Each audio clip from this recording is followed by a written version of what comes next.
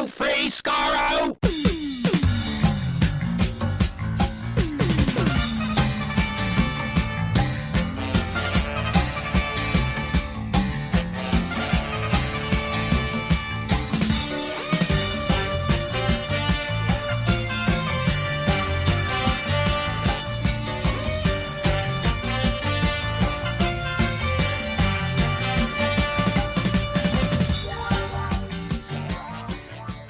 Hello, everyone. Welcome to Radio Free Skaro, episode number 820.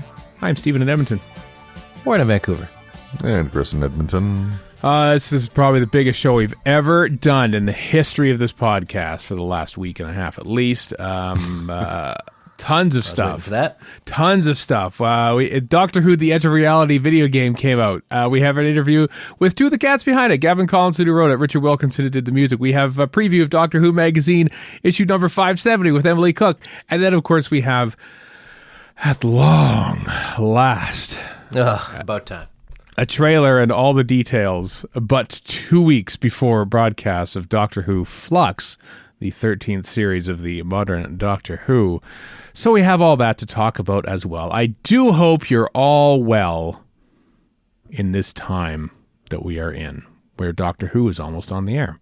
Which is, despite all my rantings last week, I'm excited. The trailer's good. I don't know if we needed to wait as long as we did. I do. We didn't. you would have liked some stuff beforehand. I think me and the rest of the internet. Yeah. Yeah. I had this sort of the same feeling before Series 12. It's just sort of I'm willingly looking for stuff now. Like I usually try to avoid spoilers, but I feel like no one's going to tell me anything about this show if I don't start digging for it. And I was really getting close to that when it came to this series, but it's there. One more thing about my rant last week is that all the Doctor Who media channels disappearing from the internet for a day before the trailer popped back up. Given that none of that was referenced in any of the promotional material that we saw over the past week, I'm really leaning towards that just being a monumental, colossal F up. And I would lean in the other direction that it was planned, but then they realized how dumb it was and said, well, let's just pretend it never happened. Yeah, sweep it under the rug, sure. Well, it's not like you would they have come out and said, yeah, it was us, our entire soul. Would they have come out and owned that error? I mean, it's all... Or half of them said, let's do this thing, and the other half said, oh, we have to follow up? Oh, damn, oops. So this officially makes you a conspiracy theorist, Stephen. I know. Was the Doctor Who takedown an inside You're job? a Whoanonist. I might... No, Got it. Might be. Maybe it was the old brand managing team coming in. Oh, we'll just sabotage a little bit. Yeah, there we go. No, I have no idea. Wow, that is quite the conspiracy theory. I think it just might be sheer incompetence at some point. It's somewhere in there. Somebody... Which is in and of itself a conspiracy theory. Yeah, either a server went down or a password was changed or something went wrong. It just felt like that was a really weird thing to happen. Maybe they got hacked. Maybe it was ransomware, because a lot of times with ransomware, nobody wants to admit to ransomware, so they're just not admitting. Just completely me guessing and not having any facts. Yeah. You mean theorizing? Like a conspiracy theorizer? No, theorizing gives it a little more class than I think. No, we're just asking questions, I think is what Warren is thinking. Yeah. Oh, God. I'm just asking questions. The clarion call of the idiot on Twitter. Yeah. One of many. Jet fuel can't melt the Twitter account. And so insert here. Second gunman, Grassy Knoll, took down the BBC server. Who knows? Lizard people. The royal family somehow. When we get the oral history of this year, we'll find out. It won't happen unless, of course, Chris Chapman does a big, massive expose Blu-ray documentary or something for the in 30 years. In 30 years' time, his retirement documentary will be the making of the Chris Chapman era in VR. Yeah. Which is officially over. Well, we'll get to that. Doctor Who Flux, the trailer came out. I have gone through it a couple times. I watched it a couple times, I should say. It dropped as it was premiering live on the Graham Norton show. I thought perhaps it might come out earlier in the week and we get a clip, which seems to be the normal thing. But no, they saved the trailer for 10:50 p.m. in the UK on a Friday night. Which is reasonable for us, but a little ridiculous. Although in the Norton UK. introduced it as a clip. He did. Maybe he was so like used to like, oh, we do a clip here, right? This is what you should do. On Norton's part, you should cancel that show. Oh, I could go into the faux pas. I know we're supposed to be talking about the trailer right now, but I'm totally taking a segue, and I just want to talk about Jodie Whittaker and Coldplay on the Gavin Norton show. Yeah. She loves some Coldplay. Jodie Whittaker loves some Coldplay. She was so adorable. Yeah, just smitten, just totally smitten. And then when Coldplay starts to before they start to perform, they say, "Jodie, would you want to join us on stage?" And they had a little chair for her, and she's sitting amidst the band. And just after Graham was like, because Jodie was like the opposite end of the stage, and Graham was like, "No, you just stay there, love. You just stay there." And then Chris Martin's like, "You want to come on stage?" Yeah. I can't see Peter Capaldi squeeing. And I'm not criticizing Jodie Whittaker either. I'm just saying, no. Peter Capaldi doesn't strike me as much of a squeer. I don't think so. Everyone's got something they're going to squee about. Tenet probably would squee about something or other. The Proclaimers. He probably screwed over the Proclaimers back in the day. Well, in the video for not Father's Day, Family of Blood, where where he has to record like 10 minutes of blather. If you actually watch that, because it's on a DVD somewhere, he talks about how much he loves the House Martins and how nobody's going to hear this because it's in the. So there's one. If the House Martins reunited on Graham Norton, David Tennant would probably squee. Not Chris Martin of Coldplay. No. I'm trying to think of what your squee-worthy thing would be, Warren. Sure. Public Enemy? Devo? Maybe. I've seen Devo twice live. So. Something Scorsese-based, perhaps. I'm not really sure how you'd pull that off on Graham Norton, but okay. This analogy's starting to break down a bit. I was trying to think of beyond just music, but... No, it's Scorsese. Scorsese rapping. There you go. Rapping Public Enemy. No, Scorsese actually is a Goodfellas Endgame. There you go. He's actually a prominent. All the Scorsese characters come together in a giant battle. And will all the fans complain when the female ones show up? The fans will complain about what happens. You get like Sharon Stone and Lorraine Bracco. Lorraine Bracco, yeah. A de-aged Jodie Foster from Taxi Driver. This is getting more problematic by the second. We haven't even talked about the trailer yet. How did we get here? How did we get here? How did we get here already? Trailer. I don't know. Trailer. They dropped the trailer. I know you did. Anyway, we the trailer it's exciting. There's like a battle and there's like stuff. There's a Sontaran, a brand new Sontaran on a horse. Very retro-looking Sontaran at that. I know, completely redesigned. He looks half deflated. I don't remember which episode he got deflated in, but I don't know if he looks deflated. He looks battle-worn, which I kind of like. That's true. Listen, our conversations, what we say before we record and during our recording, blend into each other, like literally minutes after we've had them. And I know, Chris, you were saying that you weren't that pleased with the song. You maybe thought they were maybe too jokey. Is that a thing that I'm imagining? Or, with Dan, so maybe I'm imagining it. Maybe I'm imagining this.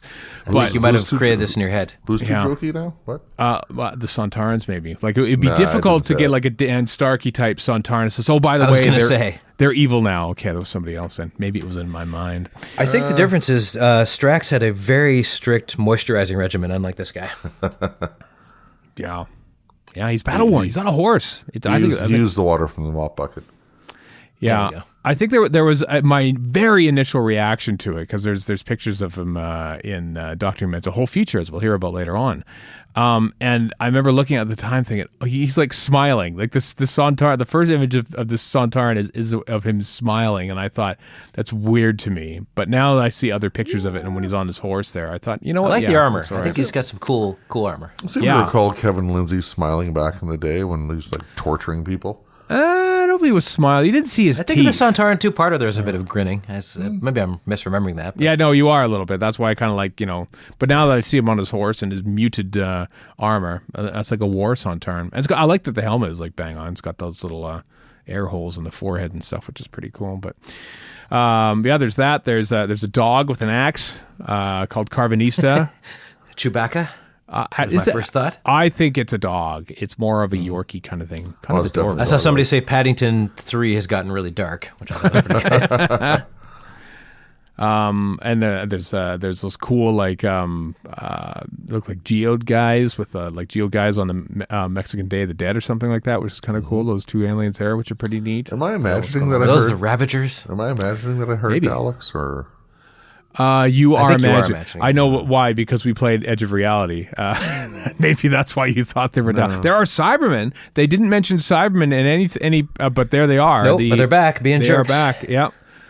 With my favorite design of the modern series too.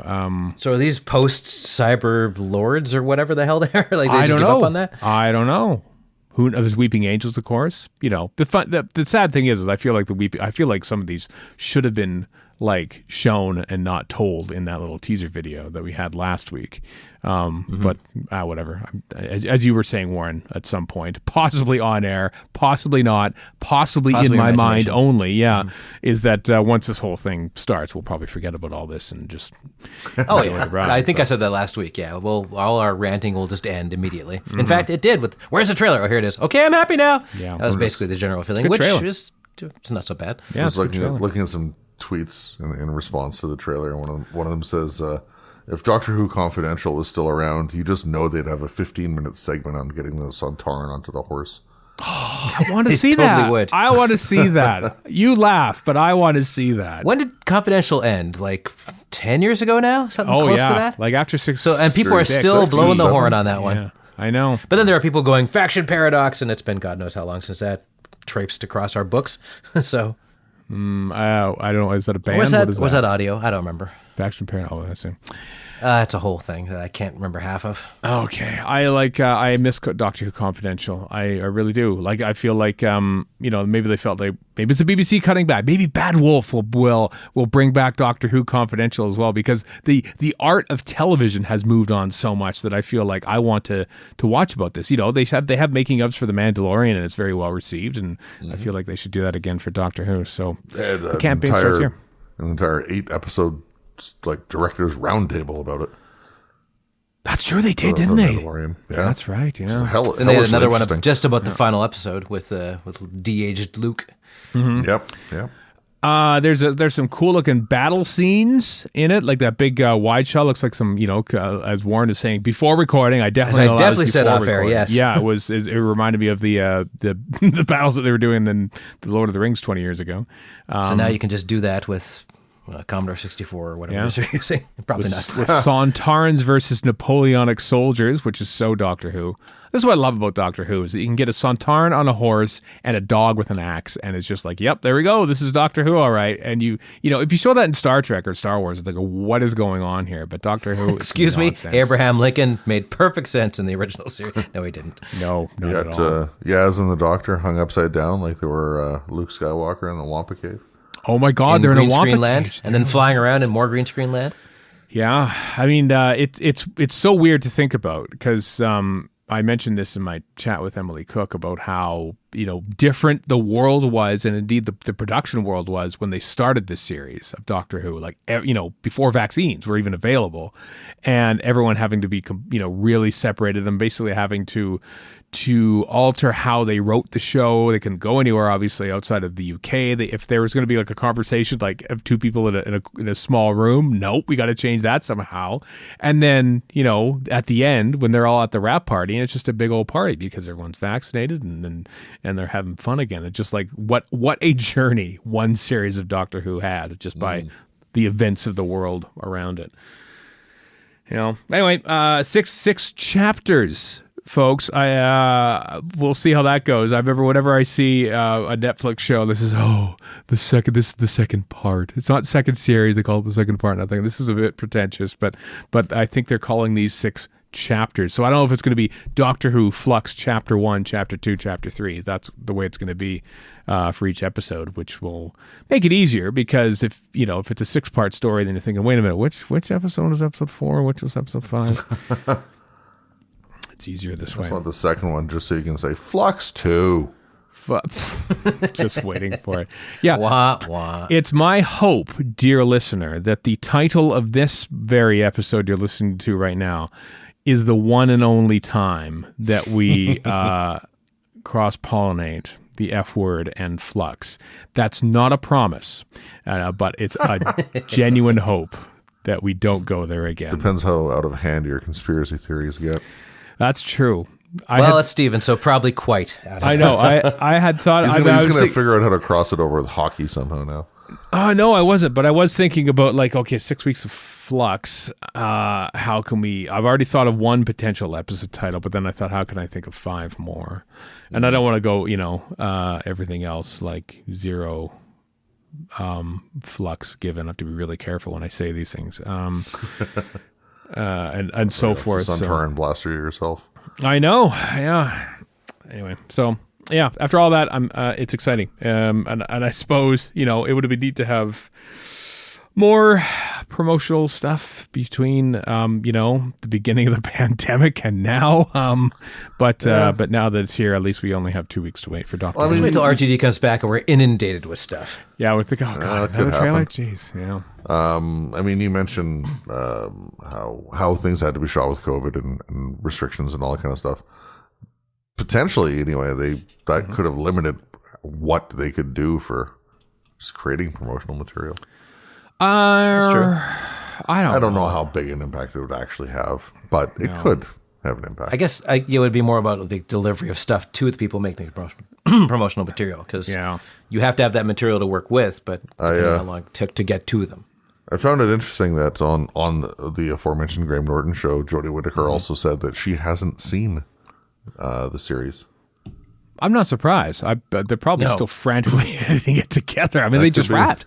They just wrapped this past week. You think they'd have like a cast and crew screening or something of the first episode? Well, not if it's not put together, they wouldn't. No, no, they might. Maybe it's yet to come.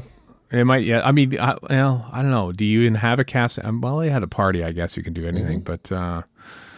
I don't know, and she's officially not the Doctor anymore. Like she said, but you're Doctor Who. She's, I'm not anymore. So yeah, she's done. It's done. The series 13 wrapped production. That includes the special in which Jodie Whittaker regenerates in a year from now into Ollie Alexander. She, probably not. Yeah, in an interview, I guess said she has not yet met the next Doctor. Nope. Not that we know if they've even been cast. I don't know if they have been cast. I don't know. But I don't think we'll hear about it until they start shooting. They're not done cloning William Hartnell, so it's all going back to the beginning. You see. Think about poor Jodie Whittaker though. Is that not poor Jodie Whittaker? She's Doctor Who for another year. Like in the public eye, she is Doctor Who. She has long since she'll now move on from Doctor Who. She'll do other things because she has finished shooting Doctor Who. But kind of like Daniel Craig, in that movie No Time to Die, which I really rather enjoyed. He shot, what did he shoot that? Like they finished in 2019, right? And like it finally comes out in 2021. And so he's been James Bond for 2 years, but he's been sick of James Bond since the first one he was in. I know. He's been he's checked out of James Bond for longer than that, but he's had to sort of put on yep, still James Bond. And even still, until there's a new James Bond, he is still James Bond in a way because there's no one to hand the baton off to. So Jodie Whittaker is Doctor Who for at least another year. And although then there's that weird in-between time where there's a new Doctor announced and then you got to, see off the old Doctor Who. And you see them in a just a thing that they walked in off the street on and people are like, is this the new costume? Let's wildly speculate. I remember that. Remember that when we saw the first shots of Chris Eccleston on location, I thought, oh, this is just him walking to Doctor Who with a leather coat on. And then, nope, that leather coat is this costume. We all thought that was most interesting. Well, because up to that point, which is weird to think of now, the costumes have been more outrageous. Yeah, certainly at the time. Although you want to see outrageous costumes, look at the Doctor Who rap party that Andy Pryor, casting director, posted pictures of. He's wearing a pretty cool shirt. Matt Strevens is wearing this very elegant long flowing coat. Chris Chibnall dressed up as the Kerblam Man. That is pretty great. Which I think is pretty sweet. I don't know what Jodie's dressed. She's got some sort of either it's a head covering or just wearing her hoodie on her head. I don't know what it is, but they all had a grand time. This house coat that looks like a rug is quite fetching. Yeah, I like it. And that photo with Jodie Whittaker's, she's going to be the next, whenever you see hackers in a bad reconstruction true crime show and they zoom in on the person in a hoodie typing away, that's what she's doing. That's her next role. Anonymous hacker in HLN true crime show. Yeah. It's a wrap. Jodie Whittaker, Mandip, Gill, for the first time, I think, since I don't know when, ever, that we've had a Doctor and companion basically begin and end their time on Doctor Who at the exact same time. It's been very rare. Yeah, I can't think of that. I think you're right. Yeah, so it's done. It's done, everyone. We have 6 more episodes and then 3 specials after that. New Year's, Easter, and the BBC's 100th anniversary in October, and then that's it for the Chris Chibnall and Jodie Whittaker era. So. How about that? These things fly by. Goodness me. We started this podcast 1 year into the David Tennant era, and madness. We have seen off 3 Doctors since. It's yes. We personally are responsible for this. I know it's quite something, but yeah. So there. A lovely little list of some of the guest cast. Oh yeah, on the BBC Media Centre. I find it quite galling that one Hugo Lang is not listed on here at all. Well, I find it quite justified. So you mean Kevin McNally? Nope, He played Hugo Lang. I know exactly. Like it says, Kevin McNally, Pirates of the Caribbean, Designated Survivor, Downton Abbey. It should be comma the Twin Dilemma. The Twin Dilemma should be there. But no, it's cool. We have even if it's somebody from the Twin Dilemma, it's kind of cool that we have another classic Who actor coming back. Barely, because it's Twin Dilemma. Yeah, I don't. You know me. I don't watch anything. He was but one of the best parts of Twin Dilemma. He was really good. Yeah, because people were every time I think because I haven't watched it in years, and every time I've started, I'm like, this is terrible. I never get through it. It's awful. I probably should try just to do it again. I mean, we could totally have. I don't know how old they are now, but the actors who played Romulus and Remus, have them come back as Romulus and Remus as like villains. Andrew, I'm sure I'm the first person ever to make this joke. They're actually Jedward. Yeah, Andrew and Gavin Conrad, I believe. Is it Andrew Conrad? Is that the other one's name? I don't know. I don't know. Twin Dilemma. Only you, Toby Haydock, and Jean-Marc Lefessier would know. Yeah, there's a whole host. Robert Bathurst is the only one I know because Warren and I watched Toast of London, and he played Toast's roommate in that. And I don't watch anything else brilliant in it. other than Doctor Who and the Sandbaggers. It says here. Yeah, there's people in Downton Abbey apparently. Like, I forgot he was in Downton multiple Abbey. people from Downton Abbey. I was also happy to see in the trailer that we actually saw what's his name, Jacob, whatever guy Anderson, Jacob Anderson. From Game of Thrones guy. Yeah, who's sort of Visor, like Zyver. What the hell is his character's name? Vinder. Vinder. Yeah. And he's like joining cast members Jodie Whittaker, Mandip, Gill, John Bishop, and Jacob Anderson. Jacob Anderson gets a cast member, like he's part of the cast. So I'm curious what that character was. Presumably in more than one of them. I think that was always going to be the case. I don't know why they tried to like be so coy about it, but because they're coy about everything, and it's frustrating as hell. There's an Ood. We didn't mention the Ood. There's an Ood in there too. That's true. That's true. Although he could just be off to the side somewhere doing something. Who knows? Quite possibly. You know, I bet you that that battle with the Napoleonic general and the big crane shot, the overhead of the computer generated battle on the Sontaran on a horse. I bet you like first 3 minutes of episode 1 is that. And Wouldn't surprise me. And then cue credits, and that's all we see of the Sontarans. No, probably not. You mean like the grand return of the Mavellans in season 10? Series 10? Listen, the Mavellans are awesome. But that shot, especially what they're watching. The shot of the Mavellans that we saw in the trailer was essentially all that we saw of the Mavellans. Of course, that was it. Yeah, that's greatest tease. Yeah. By the way, I'm sure we've covered this, but every time I see the I think it's Dalek Universe where River Song is dressed like a Mavellan, it makes me laugh. Oh, that's right, on the artwork. Yeah, I keep forgetting it's actually a thing, and then I see it. I'm like, oh, that's awesome. Refresh my memory. Have we ever seen Mavellan cosplay at Gallifrey 1? I want to say we did. No, totally. I haven't. Oh yeah. Yeah. I guess I must have then, but I don't remember it.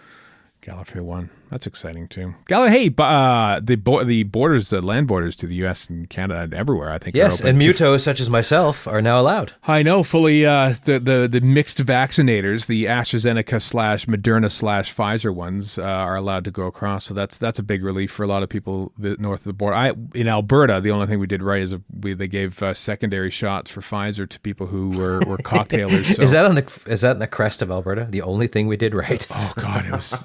It's just a disaster in this province. But just a reminder that Gallifrey 1 is like, what, 4 months away? 4 months? God. If there's any year, despite waiting 2 years for Gallifrey 1, this is the time where it's really creeping me up super fast because it was sort of Here's out the of thing, my though. mind. Time is doesn't make any sense. No, anymore, right now it makes no sense. But just the fact that like I was like, oh, God, is that going to happen? Are we going to even leave our house by that time? And then all of a sudden, well, you know what? Plan for it because it's 4 months away as Gallifrey 1. So, yeah. As a curiosity, I was just looking at Alberta's vaccination numbers, and we're just shy of 86% for one dose. One dose. A friend in Melbourne, right? Yesterday, sent me some numbers for Victoria, and they're at 88% or something right now for one dose. First dose, and they started late. They started late too, way late compared to a lot of the world. So they've already surpassed Alberta. So I mean, we could do better. Oh, we could always do better in this province, but what are you going to do? By the way, vote no on daylight saving time. There's a referendum in this province tomorrow on the municipal elections. This is so targeted. I'm really sorry, but everyone's like, every year daylight saving rolls around, and it happens again because the UK switches their clocks back a week before North America does on October 31st. So there'll be that one day where like, oh crap, remember there's one less hour to wait before Doctor Who or something. So just watch out for spoilers. But every time that daylight saving comes around and people are like, oh, I hate this. And well, you're going to call your bluff. And now guess what? Sunrise in December is going to be at 9:30 in the morning. And I'm thinking, no, do not vote for that. That is the worst possible thing. Yeah. Just the Oilers games would start at 9 me. Hockey games would start at 9 p.m. here. 9 p.m. You want to watch a hockey game? I don't want to watch a hockey game at 9 p.m. So vote no. But you will. You will indeed. Well, I have to. I'll be working it. So that'd be really late. That'd be really late nights for me. So speaking of late nights, probably our release schedule, as with the past couple of Jodie Whittaker series on Sundays. We like to put our episodes on Sundays. But it won't happen when we have new episodes to review. So it will once again. I'll get that. We aim for 7 a.m. UK time during when new Doctor Who is on. So on the Monday morning. On the Monday morning. Thank you. So yeah, we'll hope to record and have it released before midnight our time here in the mountain zone of time. So in case you're setting your watch to when Radio Free Skaro's coming out, that's when. Yes, Mountain Standard Time for the most part by the time we get there. That's true. I never remember which time zone. I suppose maybe this is why people are in daylight right now. Yes, we're on daylight right now, which is good, I think. I don't know. Let's move on. Let's talk about directors and writers. That has been revealed as well. Chris Chibnall written all of them apart from one episode, which is Maxine Alton. She wrote episode 4. She's that awesome writer. Co-wrote. She's that awesome writer of The Haunting of Villa Diodati, my favorite episode of Series 12. She's the only writer. She's the only one, along with Chris Chibnall, writing this 6-part Well, this series. could be good. I mean, nothing against her, but with Chibnall writing all of this stuff, it could be good or it could be bad. Depending what his overriding idea is. Yeah, if you think of a standard 10 or 12 or 13 or whatever episode series, the showrunner writing 6 or 5.5, not extreme. That's true. Not extreme at all. Especially given the arc and the continuity and I'm sure he wants to, even if he hadn't been the sole credited writer on 5 of them, he still would have had a huge hand in all of them and probably would have been a co-writer at worst. Mm-hmm. And maybe he just thought, let's just skip the middleman. I'll just write them all. Yeah. Yeah, but final total actual confirmation of Jamie Magnus Stone returning. So yep, which is kind of cool because he did, amongst other things, Spyfall, which looked beautiful. It was lovely. Yes, it did. Lovely stuff. And the other 3, I think we talked about it already, but Azur Salim has been officially announced as being the director of the other 3 episodes, 3, 5, and 6. Magnus Stone is doing 1, 2, and 4. So 2 directors, 2 writers, mostly one, across the whole 6-episode series. So that was announced as well. I like that. I didn't know that Salim had been. So apparently he was like a backup guy, or they tried to get him for series 12 and just didn't work out. So. because he was on. He did a short film with Segan Akinola, and is what. Oh, nice. Segan Akinola, what recommended him? Yeah, Nice. and so they tried to get him in on Series 12, but they couldn't. So they will. Well, guess what? You're doing. You're doing literally half the episodes of this next series. That's calling a bluff, you know. I look forward to it. I look forward to new and keen talent when it comes to directing. And Azar Salim is a relatively new face to the world of television filmmaking. And we'll have to see how things go, structure and story wise and things like that. But technically, that makes Salim part of the Miniscope now. I think we are. I think we are officially counting. This is what everyone's waiting for. This far into the podcast is. I've been thinking for the purposes of the Miniscope, we are looking at each of these as individual episodes, kind of like Trial of a Time Lord. Yeah. You know, Chris Clough. Jimmy Magnustone was already in there because he's done enough other stuff. But he's got has done now. But Azar Salim, three entire episodes. And he's in there in one fell swoop. That's pretty impressive. So take a bow, Azar Salim. This is unprecedented territory. I'm sure he's thrilled to bits. And then we just need Maxine Alderton to come back with RTD and write or co-write one more. Yes, because co-writing counts as one credit. You don't have to. It doesn't count as half. You don't have to co-write 2 episodes to count as one. Bring back Pete McTighe or something who's done 2. Oh God, Pete McTighe! Oh, you're so close. You're so close to the Miniscope. We can't count the Blu-ray trailers. That's is there an instrument that measures apathy? Because it's pretty much off the charts with these guys. Everyone just waiting on just tenterhooks. They're thinking, I'm in on the Miniscope yet. Please let me in. I don't actually want to direct any more Doctor Who, but the Miniscope. Yeah. So, anyway, Doctor Who Flux, October 31st, Halloween. Will it tie into? I didn't see any Halloween-themed stuff in the trailer. I doubt whatsoever. it. I really doubt it. Me too. Will there be a reference to the crashing of all the BBC social media presence? No. Will there be any pandemic references, I wonder? I bet you there won't be. It's so curious, because it's weird. Watching commercials over the course of the past year and a half. I know neither of you are really TV watchers, but I watch sports. So that's I watch a lot of news just for work. So I've seen my fair share of medical commercials. At the beginning of the just general commercials were like, filmed before COVID. You'd see the little scroll at the bottom. They'd hastily amend it. And then they would make more where it's like, filmed with COVID protocols, but no one was wearing masks because everyone said, oh, we don't want to touch on COVID right now. And now you just see people in masks all the time, just because everyone's so used to wearing masks, and so you just see them all the time in commercials now. So, because I'm a jerk, my 2 favorite right at the start of the pandemic commercials were, first of all, the resorts that had already bought the ad time and were completely hooped, and so they're like, 80% off, please, please, please. Oh, so a small evil part of me was like,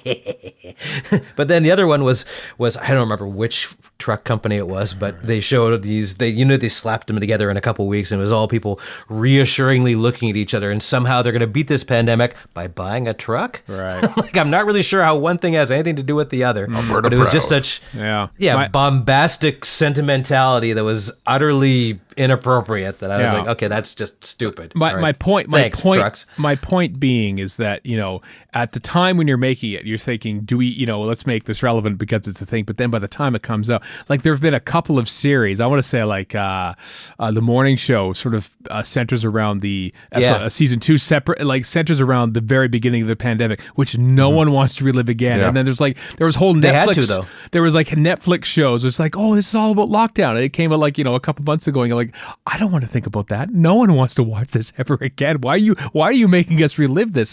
This is why there's no great media presence when it comes to the 1918 influenza, because everyone was like, we all got sick and died. I don't want to talk about this.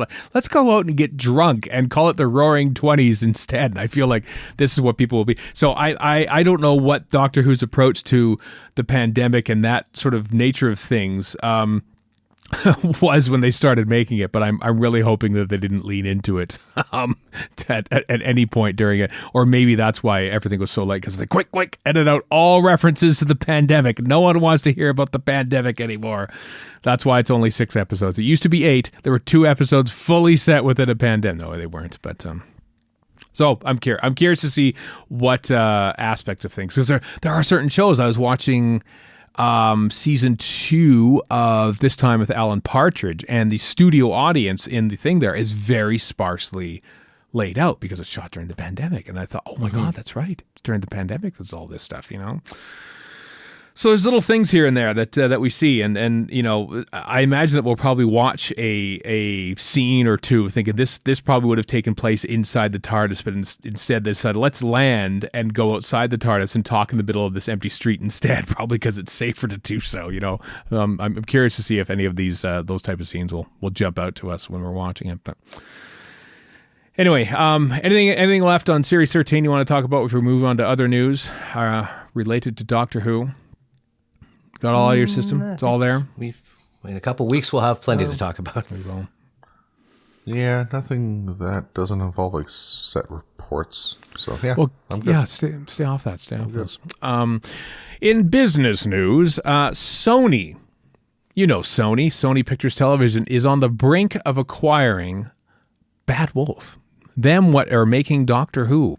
Interesting. They were it was put out there last month in September that perhaps they were looking to be bought and thus acquire some more funding, which raises the interesting question. Riley Silverman raised this point, and I agreed with her in that maybe the announcement of Doctor Who, when it was announced, maybe it was because it sort of tied in with this Sony deal to acquire Bad Wolf, perhaps too, like sort of tying in with that, because Sony putting all the money in now to Bad Wolf, some £60 million, according to the report here, and thus becoming a majority shareholder, taking over from Sky and HBO and stuff.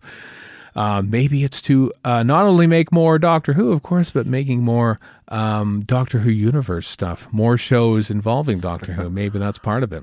The Doctor Who television universe. Yeah. DWTU. Yeah, I mean, that's a big name. It's a big name. Sony. Yep. Warren, your thoughts? You have any thoughts on this business deal? My raw thoughts are that they should go the kind of Disney route of, okay, we bought Star Wars, we bought Marvel, let's just leave them to do what they do, like instead of screwing around with it, which they mostly do. Having said that, The Simpsons has gone from being, it's 30 years old, so no surprise here, but from arch commentary to, hey, Marvel's doing a thing, let's pimp it because it's a fellow Sony product. So they do a little bit of that, which will probably, I don't know how you'd see that with Sony. I don't know what their properties are they could pull that off with. I really don't want to see Doctor Who meet Spider-Man, and I'm pretty sure RTD doesn't either. No. So I don't think the president of SVT, Sony Pictures Television, is Wayne Garvey, who apparently worked very closely with Jane Tranter way back when, in the day, in the early aughts at the BBC. So there is a history there between the two people. So this isn't like an aggressive takeover. I think this is sort of like a long time coming, I think, in the making. So it's not an aggressive takeover. It's a willing takeover, basically. So basically, Sony's funneling the money in, and Bad Wolf will still have basically creative control over the stuff they do. That's going to go. We'll see. We'll see if it means a lot more money for Doctor Who or not. I think it will be stuff to spend money on too. Well, I think right now, as all props to Bad Wolf and stuff. They only started in 2015, but they do goods. They do his Dark Materials and some other shows. But I feel like now Doctor Who is going to take over a lot of their attention. Probably, but this is also a chance for them to make other stuff besides that with more money. So. Also true. Yeah. Yep, it's going to be a production hub in Cardiff again, folks. If you're looking to get in the TV industry, well, now's the time. As long as you're willing to move to Cardiff and are legally available to work there. For the yet again aforementioned Graham Norton show, there's several instances where Norton was kind of like ragging on Cardiff and Jodie Whittaker was kind of defending it, saying saying she actually liked it and has a place there still, left half her stuff there, whatever. felt kind of bad for Cardiff with him trying to just I've been there. It's all right. Yeah, I haven't, and I felt bad for him trying to rag on it. So it's quiet. When you go to London sorry UK people, I know 3 Canadians are going to talk about Cardiff. But my personal experience was it was lovely. But it was so much quieter when you spend what did we spend like a week and a bit in London before we went to Cardiff, Warren, on that trip, and it's like it just there's like 200. It was kind of empty, to be honest. I mean, we were probably there on a day when it was. I can't remember what day we were there. It was a Thursday afternoon on Guy Fawkes Day, November 5th, 2015. It was, and so it's a wee bit quiet. Because it was kind of cold and everything as well, so we didn't get Cardiff at its most. It wasn't tourist season. About a third of a million people in Cardiff, apparently. Yeah, it's a lot smaller than London. Surprise. Now, here's my dumb North American question: are they affected? I mean, obviously they're affected by Brexit, but are they like how Ireland is still part of the EU? Is Wales tied in with England, or is it part of the EU still? How does that work? It's England. Okay. UK. But, gotcha. See, like I said, I'm an idiot, so... Yeah. That is a dumb question. UK, Northern Ireland, Scotland, and England all make up the United Kingdom of Great Britain and Northern Ireland. Northern Ireland, yeah. But until Scotland secedes, anyway. That's what I bet you Warren's probably... And Wales has got no love for England either, for what I could tell. But. Is there a Welsh National Party, is what you're wondering? Is there like the Scottish National Party? There is. Is it successful? I don't know if that's what they're called, but there's something like that, yeah. I am so sorry, people of the UK. I really am very sorry about this last tangent of our discussion. The Party of Wales, Plaid again, Cymru, very sorry. Whatever. Very sorry to the Welsh as well. My humblest apologies. I cannot hope to have any chance of correctly pronouncing Welsh stuff, but nobody can except the Welsh. In English, anyway, Plaid Cymru. Whatever that is in Welsh for pronunciation. There's probably something on Wikipedia about the actual pronunciation. On behalf of the government of Canada and its people, I humbly apologize to the people of Wales. You apologize? Good. Apologize to the people of Wales. Now, let's talk about the Irish. Let's talk about Europe. Let's talk about. Oh my God! Did you see that awful? Went viral a couple weeks ago about that MSNBC or was it CNBC news anchor got someone from Ireland talking about some economy something or other, and it goes and the guy just stopped and said, "Wait a minute! You don't use the UK pound in Ireland? Why don't you use the pound?" and this poor Irish guy, Oh, I know. Good God. Oh, I'd laugh, but I just made just as dumb. But I pointed out ahead of time that I was dumb. So, right. so am I ahead of the game here? I'm not sure. Back in the days when Father Ted was made, I believe that Ireland used the UK pound. At least they referenced the pound in Father Ted. With everybody's favorite Graham Linehan. We love him, and he's never said anything bad. I love that North Americans' view of Ireland is either leprechauns or the Troubles and nothing else. I've not been to... Which doesn't make any sense because there's a whole bunch of Irish people in North America, or of Irish descent anyway, including me. I've only been to Dublin, and it's a fine enough city. Very gray, very, very rainy. But I hate to break it to you, but that's most of England, and indeed Vancouver. Most of the British Isles altogether, yes. Anyway, apologies to all of the Kingdom of Great Britain and Northern Ireland. And Vancouver, the Kingdom of Vancouver, run by me. Let's make fun of Germany, Switzerland, Austria, France, and Spain. They are But what have they ever done to make fun of? They are getting a new BBC drama channel on Pluto TV, and there's going to be a new Doctor Who channel in these places. The first 10 seasons of Doctor Who, so basically everything leading up to Jodie Whittaker's time on the show, is coming to Europe. How about that? So, to refute, Chris, your controversial claim of 3 weeks ago when you thought that your initial impression was Russell T Davies being brought back to kill Doctor Who, I based on You're never going to let him forget that, are you? £60 million being funneled into it, and then a new broadcast £60 million being funneled into the production company that's helping to make to kill Doctor Who. Everyone at Sony cackling. We're going to spend $60 million to destroy this thing. You make it sound like Bad Wolf, or Doctor Who is the only thing that Bad Wolf does. And they will be. They will be. They won't be because they're going to destroy it, you see. There's going to be 8 Doctor Who shows. We're all going, oh, God, Bad Wolf is... Bring it on. Well, then destroy. Bring it on, please. Yeah. So there, anyway, if you're in Europe, you'll have Doctor Who on Pluto TV. We have like a very minimal bit of Pluto TV here. It's on the web. We don't have the Doctor Who channel, the classic Doctor Who channel here in Canada, so we don't get any of this stuff. We don't have ... Canada. That's basically our national theme. Yeah, although I have all the DVDs and the Blu-rays and BritBox, and so I don't need to like have another channel just to tell me what to watch. Well, here's my complete tangent about that. Star Trek. Other places in North America exist beside America. When you send a trailer out, could you please make it not geo-locked? That's the worst.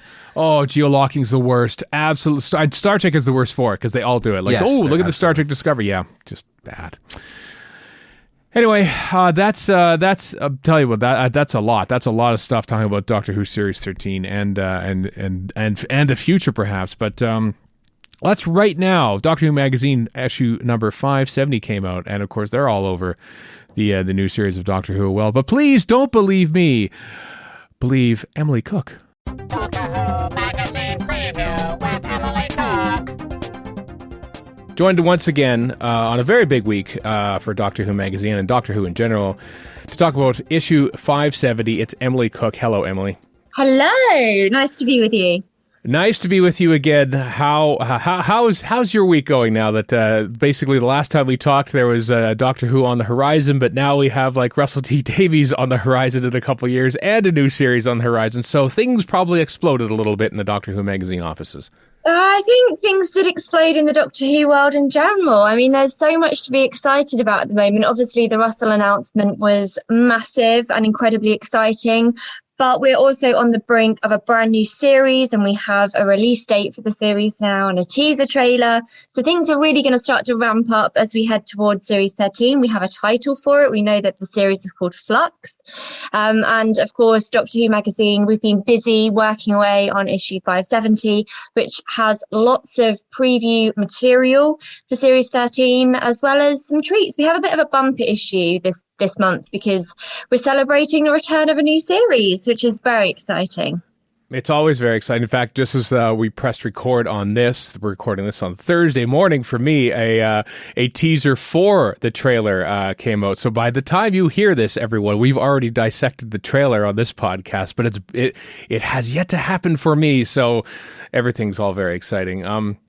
Just like this issue of Doctor Who Magazine with a massive preview of Series 13 with Chris Chibnall, Jodie Whittaker, Mandip, Gill, and John Bishop, which is handled by you and your two compatriots at Doctor Who Magazine. So yeah, tell us about the big exclusive article for previewing Series 13. Yeah, we have a preview, which was a combined effort from several writers, actually. It's myself, Paul Kirkley, and Marcus Hearn, the editor. And between us, we've been interviewing various different people that are involved in the series, and then we combined all of their preview teaser material, and we've created a preview feature for people, which I hope will just give a really good sense of what people can expect from their characters. We've got Jodie and Mandip talking about the return of their characters, of course, but John Bishop talking a bit about the introduction of his character, Dan Lewis. And it's always great to hear from Chris about what his vision was for the series and how it's all come about and why it's going to be serialized. So I hope that I know that the Series 13 preview that we've got in the magazine is a good, I don't know, it's just going to whet your appetite. Not too many spoilers, actually no spoilers whatsoever, but it will whet your appetite. And yeah, there'll be more to come. Rather than preview per episode, we're previewing per half of the series. So next issue, we'll be previewing the later episodes in Series 13. Yeah, that's the tricky thing, isn't it? Because it's one whole 6-episode series. So usually you break down, here's episode 1, here's episode 2, here's episode 3. But I suppose that you kind of have to approach that differently for this time around. Yeah, very much so, because it's one story, whereas previously series have been one series made up of lots of individual stories, and there might be one theme or an element combining them and something it's building up to. But in this case, they are so intertwined and interconnected. It's one story, and so it was trickier to preview per episode, and it just works. It works well, and Doctor Who, as we know, is a constantly evolving show, so we evolve with the way we're doing the previews. Yeah. It's fascinating because I was reading about how they're talking about, just trying to work out how they will make the series at the beginning, basically like, well, we can't go overseas. We have to sort of truncate it a little bit because of COVID and all these like restrictions and stuff. We couldn't film here and there. And then, couple that with, as we record this last night, was the wrap party. And, everyone's like all partying and happy. And like, for the most part, everyone's probably fully vaccinated. So like the production of this series changed drastically from the very beginning of it when there are no vaccines available at all to now. I mean, I think that's the most intriguing thing. Yeah, I find Doctor Who fascinating because I love the premise of the show and I find that constantly exciting and thrilling. But I'm also fascinated by just how TV is made generally. And I think Doctor Who, because it's so long running, is a really good example of looking at the evolution of television and how it's made in a particular time, in a particular climate. And it is a really interesting case study, I suppose, in how you make a series such as this, where you've got so many effects and prosthetics and what have you, and how you make that within a COVID environment and how you adapt in that time. And I think it'll be really interesting when we eventually come to do an Andrew Pixley archive in-depth look of the making of Series 13. I've given you a good segue there. There's a couple segues. You said prosthetics, and that's where I was going to go. And then you went to Andrew Pixley. So we'll start with prosthetics because you said that first. And there's a big article about the new looks on Sontarans. You sit down with Ray Holman looking over the new designs. Yes, I sit down with Ray on Zoom, as we do everything these days. Yeah. But we have a wonderful couple of features actually talking about the redesign of the Sontarans, and that is an element of the series to come that we are openly talking about. They've been teased, and Ray has redesigned them, so they're new look Sontarans. The Sontarans are a little different this year in that they're not different because the Sontarans have always been warmongering, but they're very the article is called Dirty Filthy Sontarans because Ray and Chris Chibnall, when they were discussing what the Sontarans were going to be like, were saying that these Sontarans really are, they're not just at war, but they are out in the mud, in the battlefields at war. So they're down and dirty and they're fighting. Well, you'll have to find out what they're fighting and why when we watch the series. But there are elements of the classic designs that you can very much see in these new Sontarans. And I think that they seem to have gone down really well because obviously the magazine's out now, and I've seen on Twitter that people have been reading the article. The Sontarans were actually trending on Twitter earlier today. Goodness me. Which just goes to show that the Doctor Who is still up there for people. So we discussed the Sontarans with Ray Holman, and Ray is always a delight to chat to. He's so informative. He loves his craft. I love speaking with him. And we've also got an interview with Danny Marie Elias. She's talking about her work on the Sontarans as well, and she is a prosthetics designer. So we speak to the both of them. And it's just really exciting that we've got old monsters coming back. And Sontarans have like basically a face mask built in, so it's a perfect COVID monster as well. They're safe from COVID, yeah. You alluded to it there at the end of it. There's a 28-page supplement about the making of Series 12, written by Sir Andrew Pixley. I've knighted him because of all his contributions to the Doctor Who universe. He should be a sir. Yeah.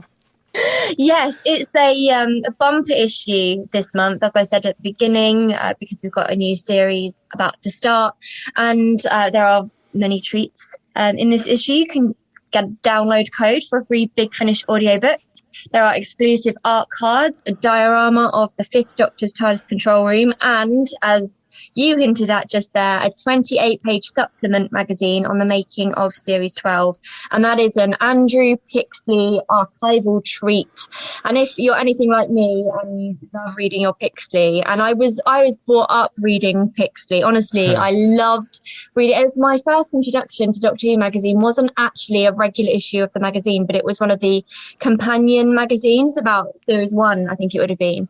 Mm-hmm. And I was quite an advanced reader.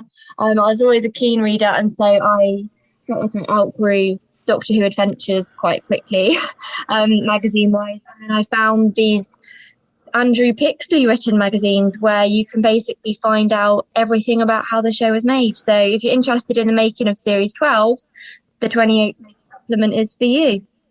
It is. I too adore. I mean, I got interested in the production of TV just because of watching Doctor Who back in the day, and so I came to Andrew Pixley's stuff a lot later in life. But I devour anything that he is on about when it comes to the making of, like, he's wonderful. Yeah. I will actually just say something about Andrew. He, without fail, every single issue of DWM that is published, he sends a very comprehensive email to the team, basically giving us his thoughts and his feedback, which obviously we value greatly. But he is always so encouraging, and his insights are always brilliant, and he does it without fail. And I think that's quite a wonderful thing. He's a wonderful man, really kind, really kind. Very nice. And I saw, just as we were talking here, I saw Una McCormack post various pictures of some of her Doctor Who action figures on the Fifth Doctor diorama set. Hooray! They're building them. They're already building them. So we're all just big kids at heart, aren't we? I know. It's in the digital version as well. So I'm gonna have to print it off and maybe do that myself. Have you got a 3D printer? I'm not sure that would quite work. I don't know. Thankfully, they're only 2D images, so at the very least, I'm sure I'll have fun. I'm sure I'll make do with just the paper versions, but yeah. It's a lot in there, and worthy, because it's Doctor Who is coming back on our screens for the first time since the beginning of the pandemic, so it's exciting. Thanks again for talking about Doctor Who magazine with us, Emily. Always a pleasure. Thank you, Emily. Doctor Who magazine, 570 dropped in. I still haven't read the Andrew Pixley 28-page addendum to the Series 12 production, but I do want to know what. Since I haven't read it, it might be in there. But they have like a timeline of all the recordings and stuff from Series 12, and September of 2020 they did an insert for Revolution of the Daleks, mostly to test how they would shoot in the times of COVID. And I don't know what scene that was. Maybe it's revealed later on. Don't quote me. I want to be surprised, folks. It'll be in Doctor Who Confidential. Come on. Doctor Who Confidential. So inevitably there will be a Dalek special somewhere in this thing. What R word are they going to use? Restitution of the Daleks?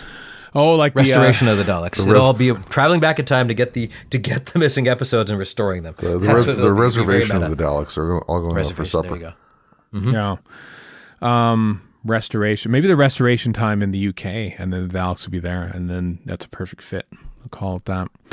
I don't know what the restoration. I mean, since we're completely slagging off history of the Great Britain and Northern Ireland, I don't know when the time for the restoration was in England. You understand, but I do know that James Acheson won an Oscar for the costumes for the movie called Restoration, and that's what's most important. Yes, it was that lose sight. It was his third Oscar after The Last Emperor and Dangerous Liaisons. I think I got that right. James Acheson, he what designed them Time Lord costumes in The Deadly Assassin, went on to win 3 Oscars. So, what was Cromwell, like 1650 or so? Yeah, that was like English Civil War, right? After that. Oh, it's just after that. Well, there we go. That's what it'll be. I have a book that's a brief history of England, and I've read it, and I couldn't tell you. Oh, well.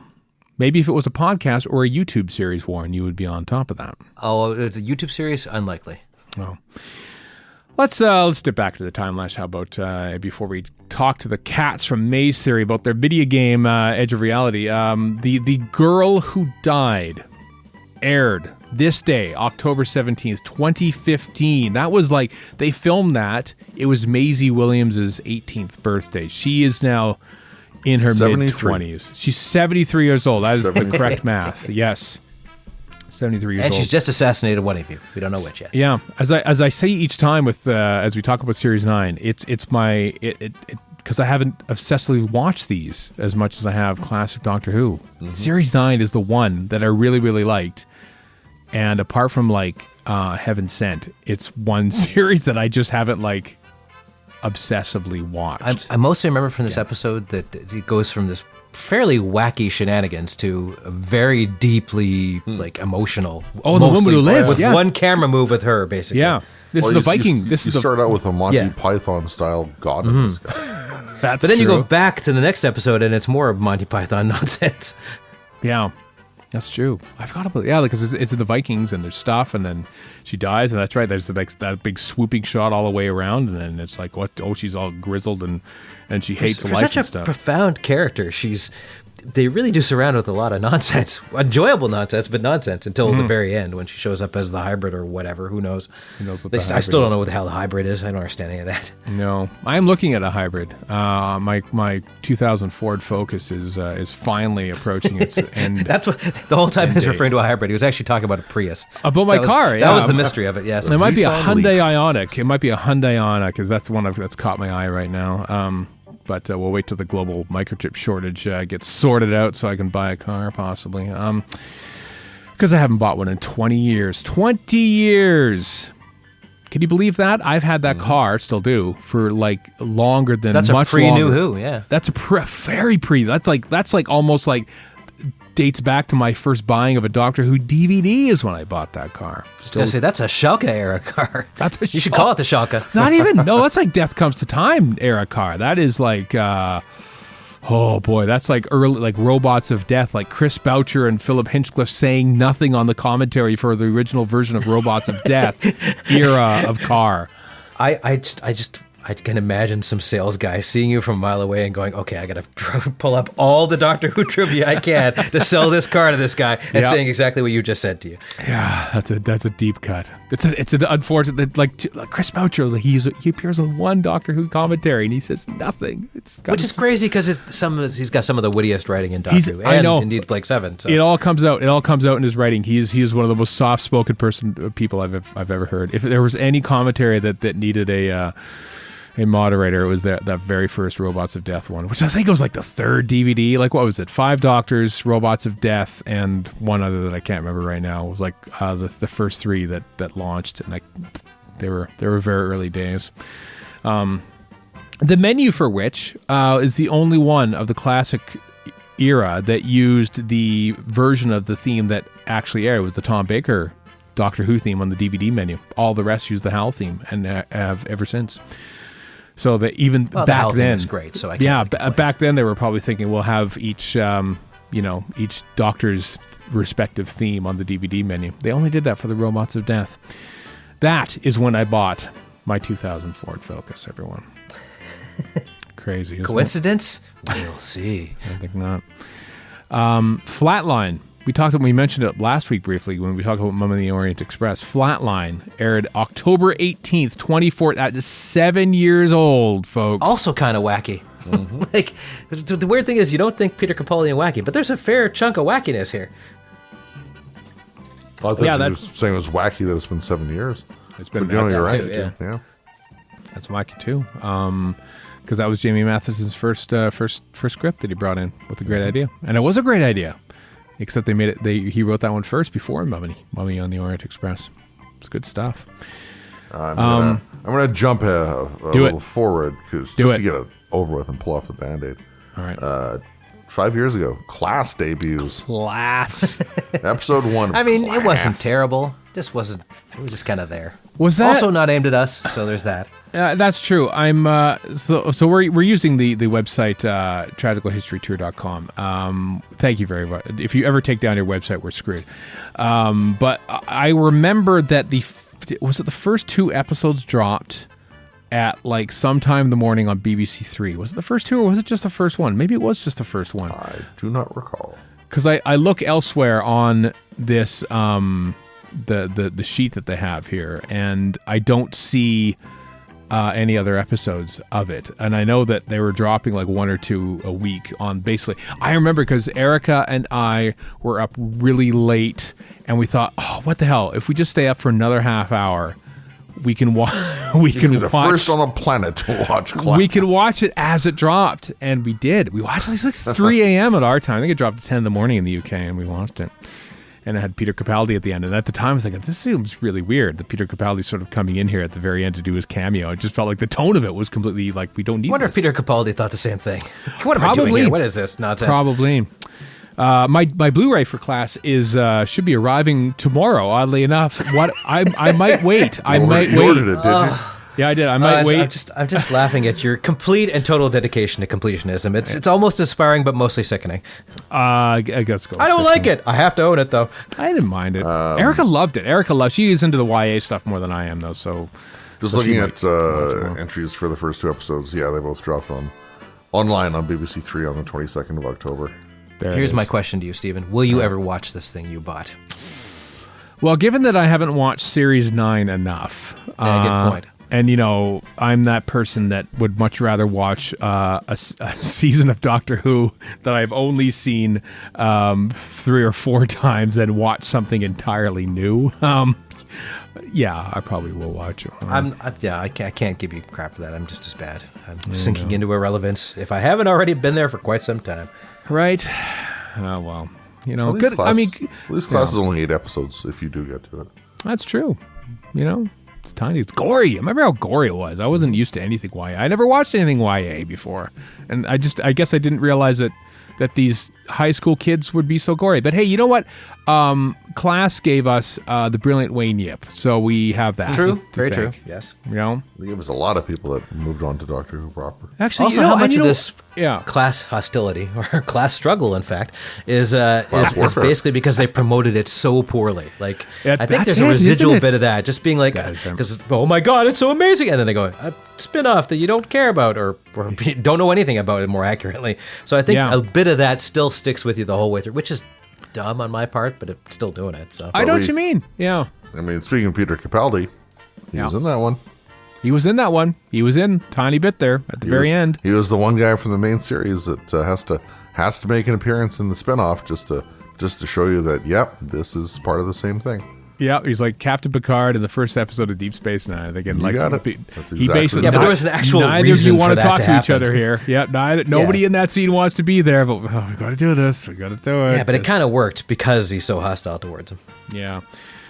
I remember the last Chicago TARDIS I went to. I had a couple of the cast members on, and they were great. I thought they were just fab. Years after the fact. So. Mm-hmm. There's nothing inherently wrong with it. It's just kind of there. The guy who played Ram and the main woman, right? I can't remember the names anymore. Greg Austin. Greg Austin was. I'm hazy on the character names. Okay, because he played the alien guy. Alien guy. Yeah, I've completely put the character names out of my brain. Mine too. April. Same here. One of them? Yeah. April's one of them. Yeah, I do remember their one teacher. Was it a teacher or alien? The blonde, tall lady who was evil. She was really entertaining in it, but I can't remember her name. No, or character's name. We forget a lot of stuff. I just remember I liked that her panel. On Coronation Street initially. I loved they promoted it because I remember it was really confusing because it was at New York Comic Con that they dropped a trailer for both the next was the Christmas special, is the Return of Dr. Mysterio. They had a panel for that, and then they had a panel for Class, and they showed the Class trailer, and like all the kids in the cast were all like jumping around and hugging each other on stage because they were so excited. And then, of course, it was airing on BBC or on BBC Three. It was dropping with like minimal promotion because no one knew what to do with it. And then, of course, BBC America, and BBC America held it until the spring to pair with their last season of Orphan Black, and BBC and then won. So anything that goes out online has to show on terrestrial TV. And wasn't it Class that BBC One put on at like 2:00 in the morning or something? They dumped it. After the fact. They dumped it. But but in Canada we had it when the BBC had it in the UK, and it was just like it was such a staggered and weird. We got it on Space back then, right? It was on Space still, yeah. I think so, yes. Yeah. So that's why we reviewed it, and then we put it like a little special spoiler section because of people in the States who might not have seen it yet. So we're like, here's we're going to talk about Class, so just let you know. And so I hope that is the first, and like, it's weird how I feel we got better. Actually, no, come to think of it, when like Torchwood and Sarah Jane Adventures, I don't know when they aired in North America, respective to their UK dates, but I don't know if it was that far off. Goodness, I have to check. In the case of Sarah Jane, did it air it all over here? No, it never did. Don't remember. Never did. So here's hoping that in the future, in the RTD2 era, if we are indeed going to have multiple Doctor Who series, which we just sort of expect now, it seems at this point, based on Russell's earlier comments, I hope that it's a much more effective rollout than the past Doctor Who spin-offs have been, because they've been ramshackle at best. Yes. You know? Part of my brain says that Sarah Jane was on YTV. I know it wasn't, but it seems like it should have been. Right, but no, they had the young ones on That's instead. a reasonable outlet for it. Yeah. It was on BBC Canada, I want to say, so here in this I think you're right, country. yes. Yeah. Which BBC Canada is a I weird forget channel. that exists. Kids, because there's BBC Kids here as well, isn't there? Might have been BBC Kids. I don't know. Oh, So I can't remember. Like one of them used to air Doctor Who at like 5 a.m. or something a decade ago. that was YTV. No. One of the Canadian BBC channel. Are they really? Yeah, that was several decades ago for YTV. Yeah. Complicated. Check broadcast at broadwcast.org, and you can find out all the stuff you want about historical broadcasts of Doctor. We don't have time or the energy for doing this. John Prattle does a great job on that. I've never heard a more untrue thing from Stephen's mouth than I don't have the time and energy to look at old schedules. Oh, well, listen, I target mine for KSPS because that's my own personal connection with the broadcast, but I haven't gone into the YTV ones. Nope. Well, you will now because it's been mentioned. I kind of want to, but I don't but I don't, but I really do. The seed has been planted, sir. Crap. To go back a shorter amount of time, Series 11, we got Rosa. Yeah, October 21st. October Rosa, 21st, which, that's that kind of cemented things for some people. It did. That was so well received. I mean, and for good reason. It was excellent. Gorgeous. I mean, shot in South Africa as well, and just beautiful, beautiful cinematography. Yeah, and a good story. A hell of a story. I still have that scene burned in my mind of when the woman drops her hat or whatever, and Ryan picks it up and gives it back to her. Oh, right. The ire he gets from So that's so strong. It is. I know. Why did we have to have the frickin' leather jacket? We didn't need. One of my great regrets is me mishearing a line in that episode, but is actually the wrong line when the Doctor calls him Brando, and I thought at the time that he called him Rando, and I thought that's a much funnier line. Just call him Rando. Hey, Rando. I just thought that's brilliant, but it was Brando because he looked like him in the Young Ones. Young Ones? The Wild Ones. Not the Young Ones. The Young Ones is different. Marlon Brando was not in the Young Ones. No. Not as such, no. Although I would have loved to see Marlon Brando in the Young Ones. Yeah. No, you're right. I remember, we'd seen the first 2 episodes at that point, but I don't remember the last time I felt worried for the main characters of Doctor Who than when they walked into that burger joint in Alabama with Ryan and Yaz. Wasn't the Series 11, you remarked over and over and over how it had no sense of peril,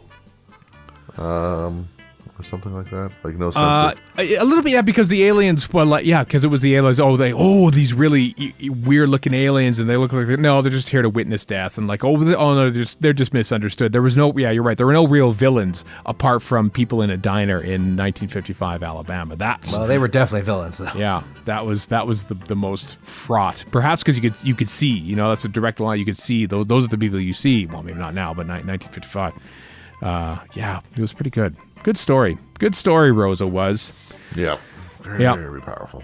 To finish up the time lash, October 23rd, 1976, The Hand of Fear, episode 4. Sarah Jane Smith leaves the TARDIS. Boy, oh boy. The only episode you need to watch of Hand of Fear, frankly. Yeah. Remember we did the commentary on that? It was like, this is kind of dull. Very bored. Very bored. It's a bit of a weird episode to talk over. It's an odd episode because it just, the first episode is an entirely different setting, and the middle 2 are on that power plant, and then episode 4 is the power plant's gone and we're on to weird place, and we're on to Castria. Yeah. Episode 4 is, as Toby Hato framed it, is basically a remake of Death of the Daleks. Episode 4. It is a bit. That's right. So, just like episode 4 of Pyramids of Mars is like episode 4 of Death of the Daleks. They keep remaking it, really. Yeah, but Pyramids of Mars rules, so. Yeah, that's Alex, actually. And the goodbye scene. Technically, I'm going to make this the end of the miniscope because we're going to talk more about it later. But City of Death wrapped up on October 20th as well. Doesn't anybody care about history? Remember that? What a great story City of Death is. My God. Might be the greatest of all time. It's so good. I should watch it's not it again. overrated. I haven't seen it in a while. Oh, it's so good. As I think I've said this before, if you're looking for a Doctor Who movie script, that's it. That is it right there. It just feels like you'll just have to buy the season 17 Blu-ray, Warren, and you can watch it then. Yeah, or fire up BritBox, which I pay for. So maybe I'll just do that instead. Yeah, speaking of North America not getting stuff, we don't have an order date yet, a release date for Galaxy Season 4. 17 Blu-ray or Galaxy 4 or the Web of Fear. But I'm really looking forward to the Season 17 box set now because we just mentioned City of Death. So yeah. Anyway, that's all the stuff that happened in the Time Lash this week, folks. It's our next big thing on this. This past weekend saw the release of Doctor Who: The Edge of Reality, the video game that was initially available on VR headsets. It's now out on PlayStation, Xbox, and Steam. And Warren, Warren, yes, and others me. sat down to talk with the writer, Gavin Collinson, who you will hear first in this interview, as well as the person who did the music, Richard Wilkinson. Please enjoy that interview now.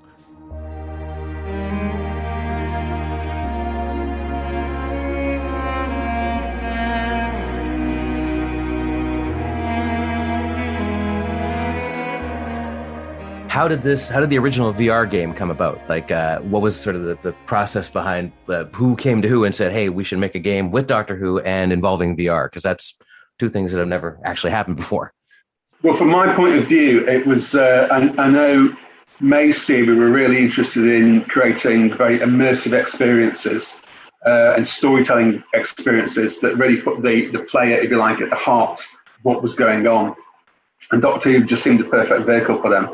And so I wasn't around during those early stages, but I know Marcus Moresby reached out to the BBC and showed them stuff that he'd done before, and they were blown away by his work. And so it just kind of went from there. Though that was the genesis of it. Doctor Who and VR and storytelling just seemed across these platforms just seemed an ideal marriage, and so I think it sprang from there. So how did you go from a VR game to a standard, quote unquote standard game? Like, because I know it's still sort of the same first person point of view, but there's got to be ways in which a VR game is different than a standard console game. There's nothing standard about this game, mate. Nothing standard at all. Don't worry about that. No, it was, once we'd done the VR game, people that played it seemed to really enjoy it. They told us they loved it, but a lot of people didn't have access to that platform.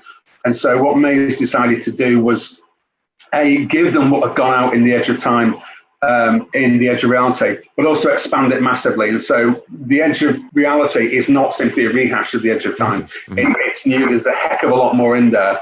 The designers have done a lot more. I know Richard's done a lot more on it. Maybe he'll talk a second about what differences he saw. But it was just a chance to expand the universe.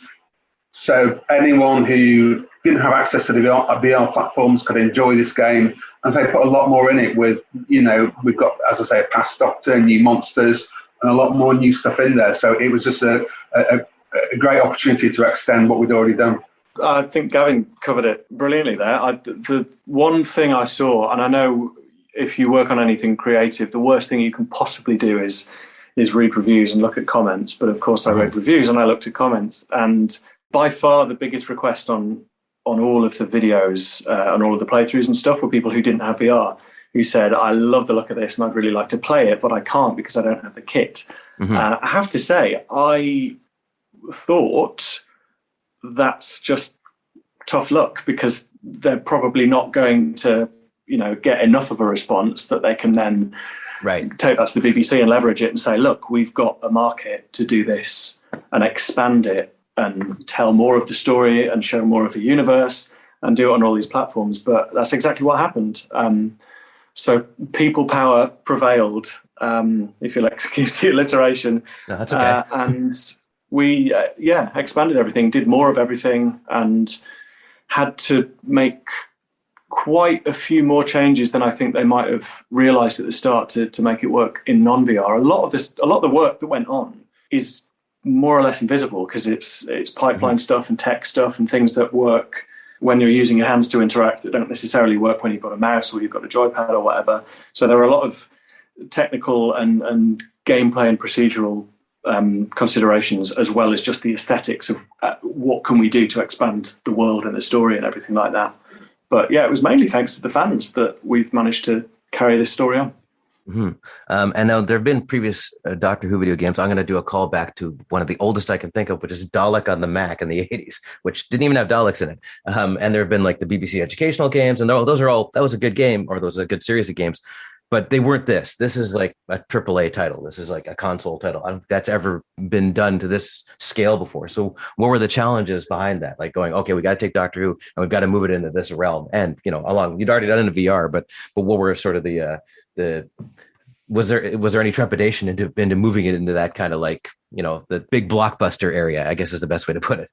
I mean, to get in there early, I think the way you talk about the scale of it and the polish of it and AAA and stuff, it's not AAA by many definitions of that, purely by, the resource that we had and the time that we had and the size of the team. But the fact that you say that speaks pretty highly as to the amount of work that the teams have put in, both at Jaw and at Maze Theory, because they've really, they've produced an end product which is far beyond what you might expect given the resources, which is what they did on The Edge of Time. They worked with resources that would have given you a certain amount of expectations, and they just blasted that apart and did something brilliant. So it's been really interesting to see the development of that as a sort of continuation of what we did on the VR game. And it's not just that there's more that you can do and there's more opportunities. You also have to think about, if you're doing loads of consoles like we are with Xbox, PlayStation, I'm not 100% on what the sort of the highest spec and the lowest spec are, but you always have to keep that lowest spec in mind, the sort of lowest common denominator, because if you just have your eyes on the best, most capable platform, then you're going to have a massive, massive headache probably towards the end of the project in realizing we don't have the bandwidth to not just stuff like switch the shaders off, but if the music's got 4 levels of interactivity and you haven't got space for that, then that's a big functional gap that you've got that you need to plug. So it certainly throws up more questions and more technical hurdles, as well as being, a bigger playground and more resources to play with. So yeah, it allows you to do more. And with that power comes the responsibility of managing it and keeping expectations across the board. But yeah, I would love if this does well and Maze Theory and Jaw get to do more stuff, and we get a AAA budget and a AAA development period, which would realistically be several years rather than, I think, just over 1 year for this. It's a lot of work they've done in that year. Then there's even more that I'm sure the whole team would like to do. And Gavin, from a writer's point of view, like you did The Lonely Assassins, which is a different sort of game. What opportunities did this present to you, or challenges? Like you had to write to what Rich was just talking about. First of all, I like the way Richard said AAA. I want AAA wages. If this goes again, that's what I want. You know what? No challenges really, because it's just fun, and I'm not just being a glib fanboy when I say that. But if this had been another IP, there may have been narrative difficulties. Doctor Who lends itself very well to taking a story arc and expanding it, especially with The Edge of Time. We did one basically about a reality virus that was changing everything. And we had enormous fun developing that, but could only take it so far. And when we first met years and years ago now, we talked about, can we have a previous Doctor in there, because there was a story we wanted to tell. I know Maze were desperate to get the Cybermen in there and develop a new monster. So there was all this which we couldn't quite do first time round. So it was just great being able to do it now. And as Richard said, we've expanded. So the bits of this game which embrace the VR game, The Edge of Time, even there it's expanded. So with the original game, we got to kind of glimpse a Dalek invasion and what that was like. We really go into that now, so there's an awful lot more. So the devs, they were just really encouraging, and the BBC were really encouraging. So I know I should, make it out as it was a huge challenge for me, but no, it was great, and it was a lovely project to be part of. I know you guys probably can't get into specifics with this, but you presumably had to go through the BBC with the stuff and say, can we do this? Can we do that? Were there any steps where they said, maybe not, guys, we're maybe putting that in next season, or maybe we aren't? Like I said, you don't have to give me any specifics because we don't want to give any spoilers away. But did you ever have to run into any problems with that kind of thing? Kind of. Quite rightly, that they're very, very protective. And so everything we do, every spit and cough has got to go past them, which is as it should be. But actually, they were really helpful. And I dealt with their script team, and occasionally they would say, have you thought about doing it this way? And they were very diplomatic. And whenever they made those suggestions, it simply made it better. And you know what? There were one or two things, and when you play the game, you'll go, oh my goodness, like we have extended the Doctor Who universe, not just on a grand scale, but on a personal scale. And I was really surprised and delighted that every single time I thought they were going to say, are you joking? You can't do this. They said, yeah, okay, we'll do this because within the story that you set up, this works. And so I think there are one or two outcomes which will genuinely surprise people that we've gone that far. But so that's how it worked in terms of collaboration with the BBC. And one thing I was wondering about is, most games, not all, but most games, and it's changed in the last few years, are gun focused. Gun is kind of the interface for a game. And obviously Doctor Who is never going to be that. So how besides the obvious of using the sonic screwdriver, how did you work around that for the game mechanics?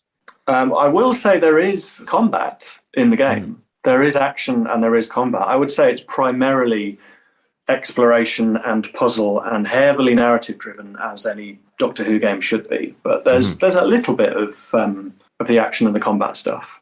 But I think the gun-based stuff is still a big cornerstone of the games world and the games industry at the moment. But so many games are exploring vastly different ways of interacting and vastly different ways of telling stories to that.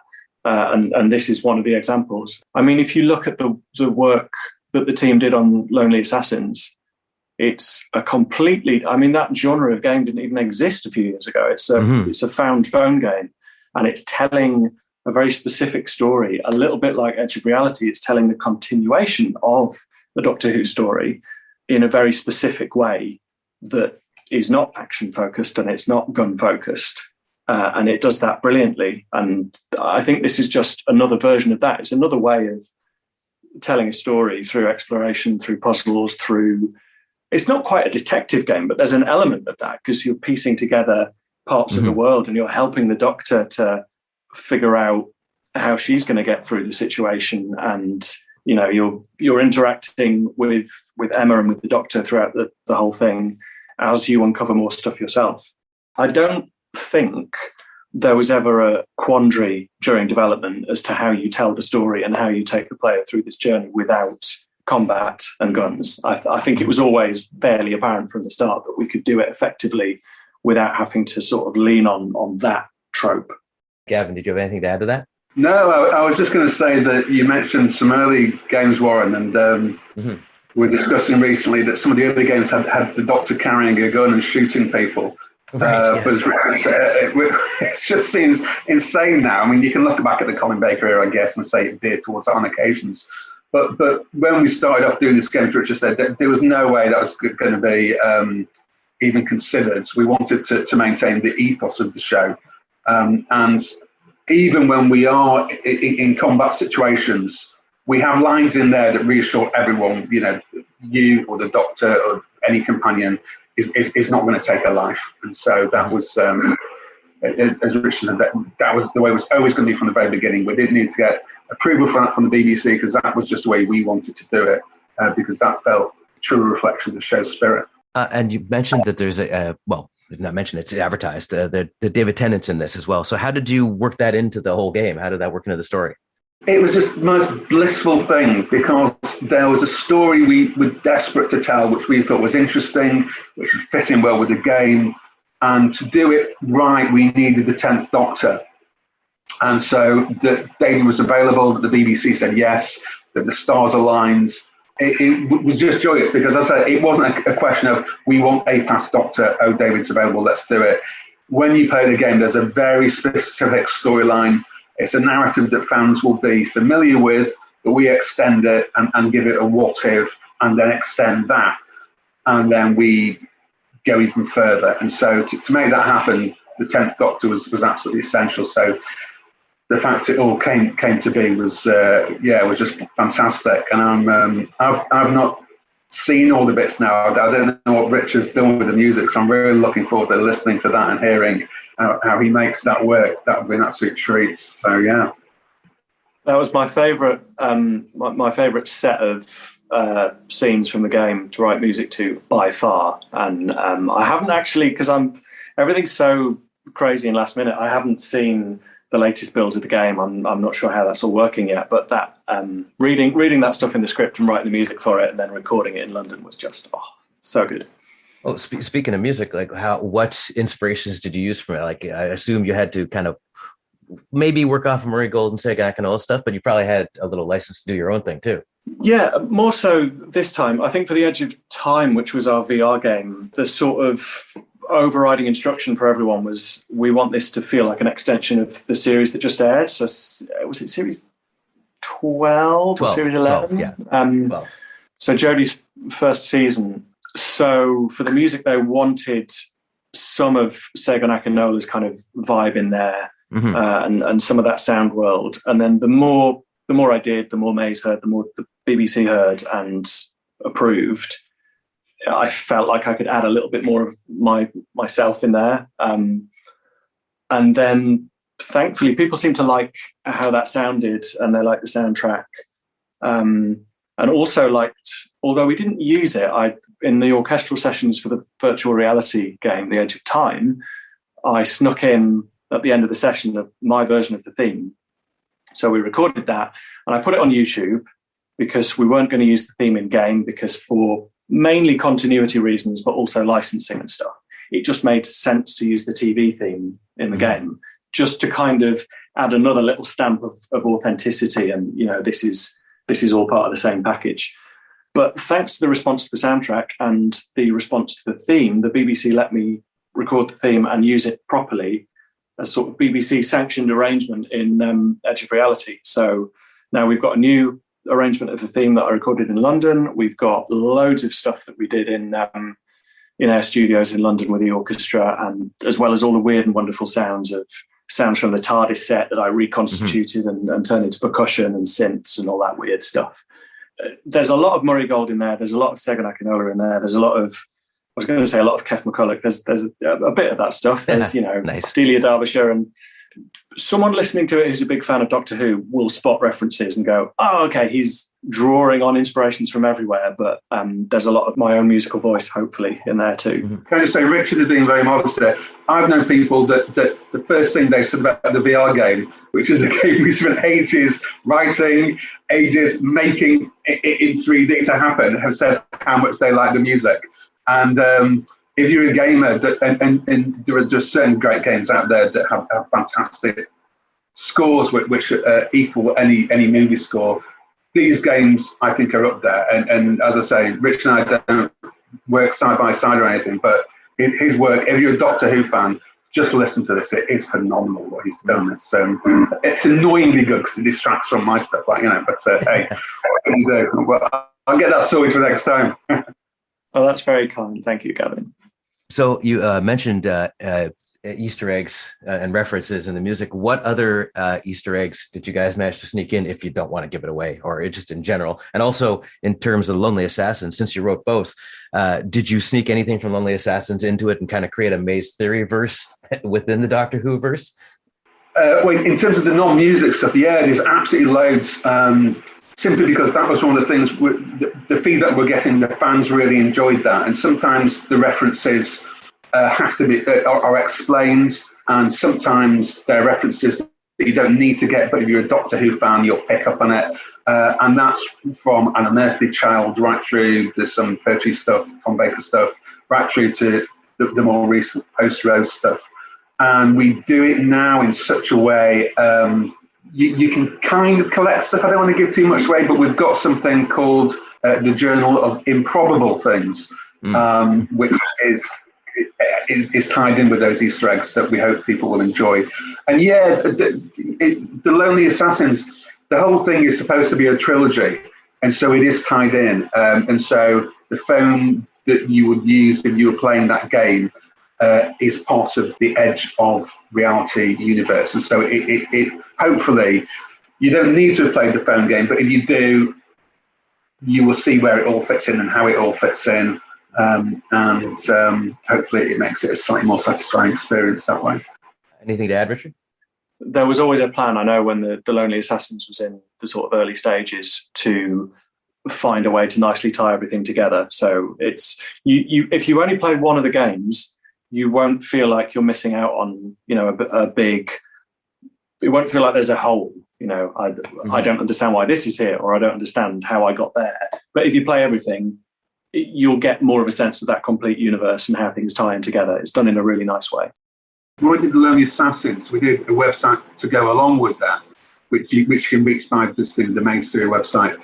And the response to that, when we did shout-outs and characters from the Sarah Jane Adventures, it was just absolutely heartwarming that the fans really loved this, and so we just tried to give them more. And it wasn't a case of kind of shoehorning it in. It's a case of, this is the Doctor Who universe. Of course, those people are going to be part of it. Of course, those elements are going to be part of it. And so a part of this is again just came from the fans and just seeing what they enjoyed, with that website and beyond. So that's why we took it a stage further. And finally, you guys, by the time this audio comes out, it'll be, I think, the weekend of the 16th, 17th. So the game will be out by then. What would you like to say to the fans who are presumably by now just started playing it? I would say thank you for your patience, because I know it's frustrating as a fan. I see some of the comments on socials and on YouTube of people at the start of the year saying, "Where's this game? We've seen teasers and we've seen little screenshots and stuff, and we want more information." It's not always easy as a relatively small team, certainly a relatively small team, working in a pandemic on a big IP where everything has to go past the BBC and everything. There's often a case where people, the team want to give more. They want to tell people exactly when it's coming out, exactly how much it's going to cost, and all of these things. But things are in flux. That's the word of the week. Till the very last minute. So thank you so much for the patience that the fans have shown and the enthusiasm that the fans have maintained. And I hope that people are enjoying it. Also, the soundtrack's available if we're now in the future. So check it out. And Gavin? I would say I'd echo everything that Richard said. And Doctor Who is many things to many people. But on one simple level, it is an ongoing story across many different platforms for people to enjoy. And I hope that this game does exactly that. I think right now we need taking away from things, don't we? We need something which people simply enjoy, they can be engrossed in. It makes them laugh, it makes them scared, and they go away thinking, yeah, I really enjoyed that. And so if we've achieved that, fantastic. And thank you to all the fans that have reached out to us and for all their positivity and feedback. Really very much appreciated.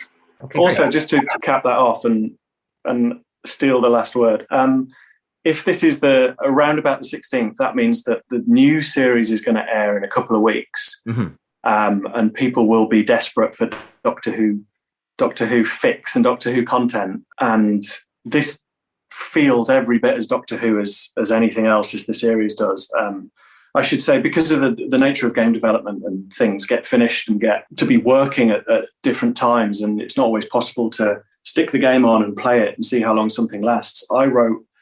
I would say well over 50% of the music was written to the script. So there wasn't even a thing with timings. There wasn't even animatics and little bits of footage. It was literally me reading the script, sometimes reading the lines aloud and recording them on the microphone and spacing them to the degree that I thought they'd be spaced by Jodie and by David and by the performers, and nothing else. So all I had was Gavin's script and my imagination and the sounds. And Gavin's script is just pure distilled perfect Doctor Who. So it's every bit as satisfying an addition to the canon as anything else you'll see this year and beyond. So yeah, if you are desperate for Doctor Who and you can't wait for the series to premiere, then check out the game. I think you'll like it. Thank you, Richard. Thank you, Gavin. Thank you, Warren, for that chat with You're those welcome. Fine chat. I talked with Gavin Collinson about the Lonely Assassins when it came out for mobile way back when. Way back when, a little bit earlier in the year. I know. With us, as you heard in the interview, he peppered a few Lonely Assassins bits and pieces into this, just like little Easter eggs and stuff. Oh, I look forward to that. And Richard Wilkinson did the music, of course, and I love his version of the Middle Eight in the versions of and I From indeed, the Edge of Time. Oh, so good. It's so good. I did a version of the Doctor Who theme of my own, and I incorporated that because I loved it so much. So I call it the Wilkinson Shift. I've copyrighted that now. So it's good to hear from those two cats on this very podcast. Again, both of them.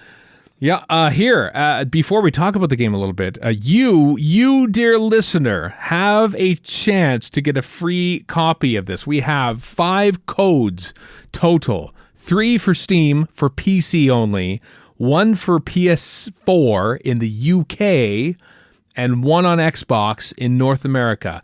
All you need to do is tweet at us before Wednesday. We'll put a cap on Wednesday. Tweet at us the answer to this question: what 2 doctors feature in Doctor Who: The Edge of Reality? Tweet at us at Twitter, Radio Free Skaro, hashtag RFS Edge of Reality, and on Wednesday we'll cobble them all together and draw winners. And you know, hopefully we'll be able to hand out the right codes to the right people. Because you know there's different codes for different platforms and different. This is your reward for sitting probably an hour and a half into this thing at this point. That's true. We'll tweet into it. We'll tweet about it anyway. But it'll all be out there. So yesterday being Saturday, I finally started to have a crack at this game. And it took me a little bit to get used to it, I will say, because it's a first person. And I remember saying, like before, like I have a bit of issues with first person. Oddly, I didn't feel like much motion sickness. I sort of did hit a wall at one point, but that was like 2 hours into it, which, because I am not a good gamer, I probably didn't get as far in the 2 hours that I played as probably other people would. But once as far as I got, and I didn't get as far as Warren got. So. Well, I mean, no spoilers or anything, but no. I had a chance to sit down with it for a couple hours on Thursday and got through as far as I could, and not very far. I've it took me a while for some of the puzzles, because also not as good as I used to be for gaming, but I've yet to reach a save point. So I reached a part of the game. From what I can tell, each level, that when you finish a level, that's your save point. Yeah, because I got to a certain point and I just had to stop, and just sort of, as a curiosity, I started again just to see if it saved any of the progress, and no, it put me right back at the start. So really, yeah, at least would say the stuff I have to go back through again. At least I know all the answers. Exactly. That when I ran into the same problem, you could quickly zip through it because you already know where everything is. It's more like it's a first person version of the old point and click adventure games from back in the day, because there's a lot. Yeah. I mean, there is combat from what they said in the interview, but mostly it's sort of digging through the mystery. Now, I would say I'm a good gamer either, because I went more than once to YouTube to figure out what the hell I was supposed to do. But I got 3 levels in, and one thing I'll point out, which is not a spoiler, because if pretty much anything else I say is going to be one. You go into the TARDIS, surprise, surprise. But then when you go out, you have to close the doors. And let me tell you right now, I make a point of closing those doors every single time, because nothing drives me more crazy in this show than them leaving the doors open. I know. Like the Mandragora Helix. Left the doors open. Drives me batty. Like, why do they do that? Come on! I don't know why it drives me so crazy. You told me about that before I had a chance, and then I left the TARDIS after hearing that, and guess what, Ron? I forgot to close the doors. Oh my god. A different game, like Space Invaders guys are going to get in the TARDIS now, thanks to you. Yeah. So anyway, I after I got into it, and yeah, you're right. Or I went into a YouTube help one because I think I wasn't quite sure what was going on. And then once I saw what they were doing, it says, okay, that seems easier to me now. And I got to grips with it a little more. Now I say that, but I was on the third level, and I don't want to give anything away, but there was a very, in retrospect, obvious clue that I was missing, and I'm like, oh, it's right there. I'm an idiot. Oh, never mind. Yeah. I know that feeling too. There's also this isn't a spoiler, but keep your eye out for two different categories of stuff to collect, like various bits of Doctor Who. I was going to say the same thing, yeah. Stuff, and there's also entries in the journal that you can look around and find. But when you collect little things, they're called miniscopes, or an entry for the miniscope, which is nice. Yeah. Did you see the miniscope in the TARDIS? I hope that's on us. That's a teaser. There's a miniscope in the TARDIS. I have not seen that, actually. It's right by the door. Have a look when you. Well, see, I just miss the obvious every time. I guess so. I saw it right there. It's the actual miniscope from the show. There's not like three nerds in the corner of the TARDIS talking about some director from 1960s Doctor Who. That's not it. But what a lead into the next bit, eh? Isn't it though? Isn't it? Anyway, Doctor Who: Edge of Reality. As I said, ask us a question. What two Doctors feature in Doctor Who: The Edge of Reality? Hashtag RFS Edge of Reality. You can get yourself a free version of the game and a variety of different platforms. I'm enjoying it. I will get back to it. I probably, because of the first person aspect of it, I probably won't play it hardcore. I'll probably sort of like get close to where my slight motion sickness will get you thinking, okay, let's shut it down for a day. But I'm enjoying it. I'm enjoying it. So that's good news. Yes. What Chris is alluding to is that over the past week, the director Michael Ferguson passed away. Michael Ferguson, he directed 4 stories of Doctor Who: The War Machines, The Seeds of Death, one of my all-time favorites, The Ambassadors of Death, and The Claws of Axos. He went on to do a whole bunch of other stuff, but for Warren and my benefit, he was producer and director of many episodes of The Sandbaggers. He is the reason I enjoy that show so much, because of the way it's very slickly directed. I think Michael Ferguson, of all classic Doctor Who directors, I think he has risen in esteem for me the more the years go by. I think I underestimated how good a director he was until we sort of started watching stuff. We haven't talked about him in the miniscope. He is still in the miniscope, and I really look forward to talking about his stuff. But yeah, it was sad. We'll get there someday, and goodness knows I'm looking forward to talking about The Ambassadors of Death. It's so good. I love the music in The Ambassadors of Death, but my God, like back in the day, season 7 especially, when in season 6 too, basically they were saying, there was no one way to do the opening titles, for instance. So Seeds of Death had this cool thing where it had the model shots of the Earth and the Moon and stuff, and they put the titles up. Inferno, there's lava and stuff, because that was sort of written in. Everyone could do it.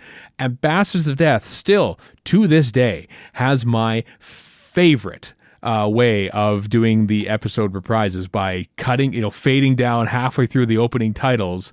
There's the cliffhanger, The Ambassadors of Death. That is Michael Ferguson did that, and it is did he? Okay. So awesome. It is so awesome. Yes. And of course, Ambassadors of Death, famous for having both Cyril Chaps and John Ebenary in it. That's true. Oh, it's so stylish. Like the multiple zoom. I just remember the zooms. The zoom lens. Michael Ferguson was perfect at it. He used it so well, especially in The Sandbaggers, where that show, as Warren can attest, it's 95% dialogue. It's just two people talking to each other in a room.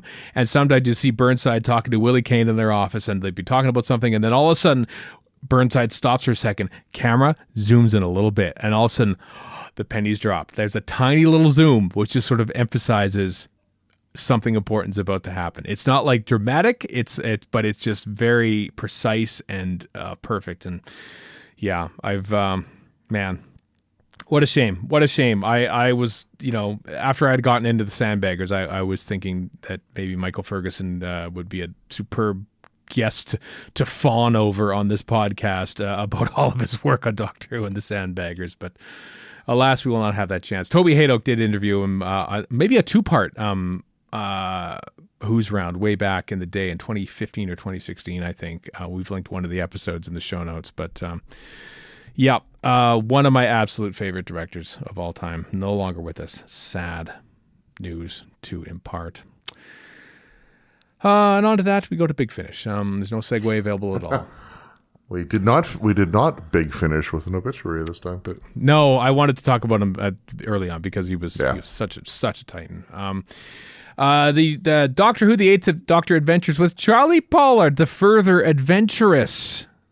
It's adventurous, not adventures with two S's. It's on a typo. Celebrates 20 years of the Eighth Doctor at Big Finish. He is reunited with his Edwardian companion for four exciting aged 5 minutes, apparently, after 20 years. After 20 years, yep. That's coming out in January of 2022 with 4 different stories written by Alan Barnes, Lisa McMullen, Eddie Robson, and Nicholas Briggs. 4 stories, January of 2022.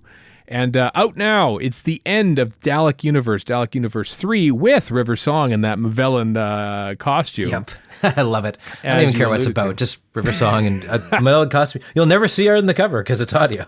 I know. That's out now from bigfinish.com, so you can get that now. They had a trailer and everything. I thought it was quite interesting. We had 2 trailers of Davros sitting in the dark talking about things in the space of 2 weeks. We had one for season 17 Blu-ray. We had one for this. Played by different actors, of course, but yes. So there you go, Big Finish stuff.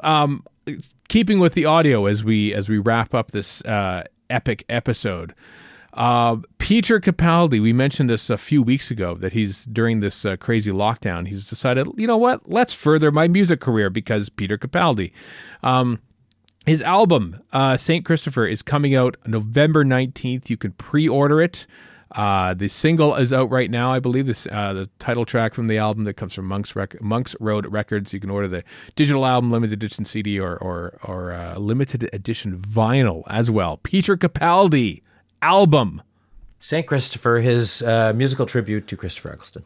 Yes, he's the patron saint of travelers, as mentioned in Time Lash. I think you'll find, Warren. Yeah, well, it's all getting very deep here. Every Conspiracy. song. Every song is actually about a scene in Time Lash. If you sync Capaldi this, is a huge Doctor Who nerd, but I somehow doubt it. If you sync this album up with the first episode of Time Lash, it will sync perfectly. See, that's the brilliant part because nobody will ever do that. Especially the 2 songs, A Little Bit of Class and The Great Magnificence, both talking about Time Lash. Yeah, that's true. Actually, The Great Magnificence is more of a mind warp thing. That's what Syl calls to Borat. Kiv, I think, doesn't it?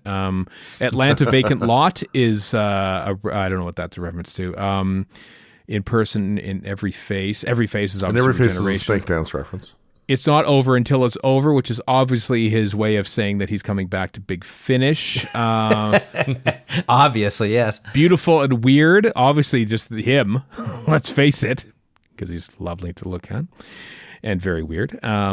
And Take What You Need is the finale of that, which is him taking which all the... encompasses everything you've just come up with right here. Take what you need. That's true. So that's awesome. Good for him. Good for Peter Capaldi.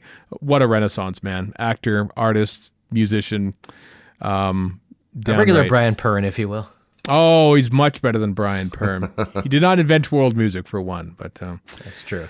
Yeah, or give Wi-Fi to bears or whatever it was.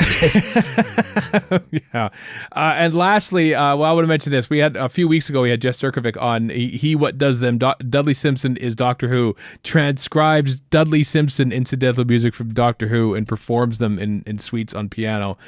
He has finally hit what is the sort of the regular season finale, if you will, episode 40. City of Death. Oh my God. I listened to him play this just on piano in a room and I literally got goosebumps. Literally got goosebumps hearing that music again. Tom Baker and Lala Ward running through Paris and stuff. But when you hear it being performed on piano, it's just great stuff.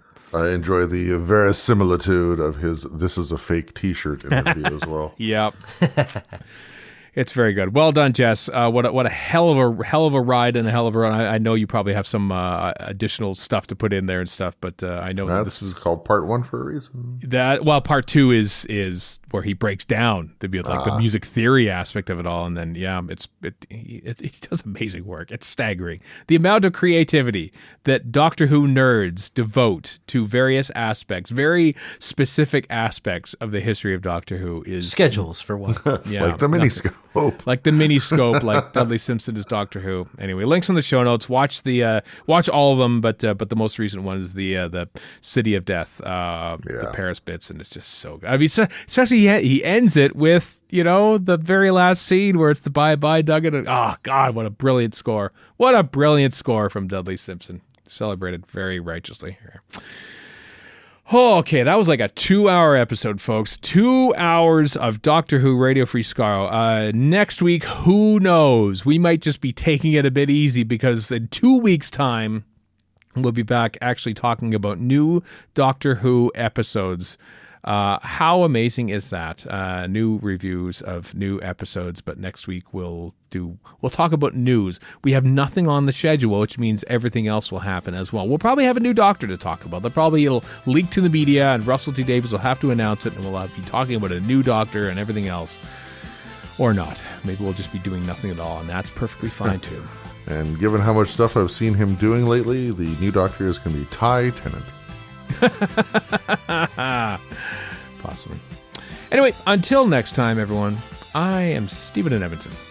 Warren in Vancouver. And Chris in Edmonton. So long for now.